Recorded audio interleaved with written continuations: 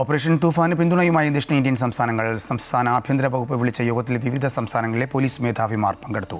തൂഫാൻ പദ്ധതി വലിയ രീതിയിൽ വിവിധ സംസ്ഥാനങ്ങളിൽ ചലനമുണ്ടാക്കിയെന്ന് യോഗത്തിൽ അഭിപ്രായം ഉയർന്നു.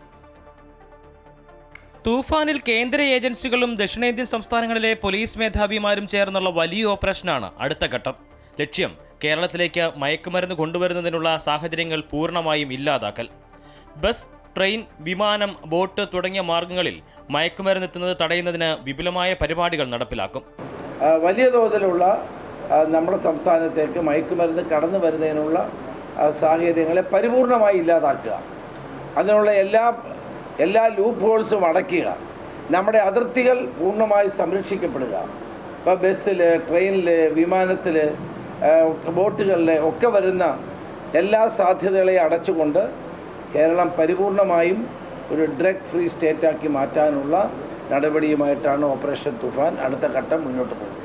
ഓപ്പറേഷൻ തൂഫാൻ ശക്തമായതോടെ പുതിയ മാർഗങ്ങൾ കണ്ടെത്തുകയാണ് മയക്കുമരുന്ന് കടത്തുകാർ. ഓൺലൈനിലും കൊറിയറിലുമായി ലഹരി മരുന്ന് എത്തിക്കുന്നുണ്ട്. അതിനൊക്കെയും വലയിലാക്കും. പല വൻകിടക്കാരെയും പരിശോധനയിൽ കണ്ടെത്താൻ കഴിഞ്ഞിട്ടുണ്ട്. ഡോക്ടർമാരുടെ കുറിപ്പടിയില്ലാതെ ഒരു മരുന്നും വിതരണം ചെയ്യാൻ പാടില്ലെന്ന് ആഭ്യന്തരമന്ത്രി വീണ്ടും ഓർമ്മിപ്പിച്ചു. ക്യാൻസർ മരുന്ന് വരെ മെഡിക്കൽ സ്റ്റോറിൽ നിന്നും വാങ്ങി ലഹരി ഉപയോഗിക്കുന്നവർ ഉപയോഗിക്കുന്നുണ്ട്. ഇക്കാര്യത്തിൽ മെഡിക്കൽ ഷോപ്പ് ഉടമകൾ ജാഗ്രത പാലിക്കണം.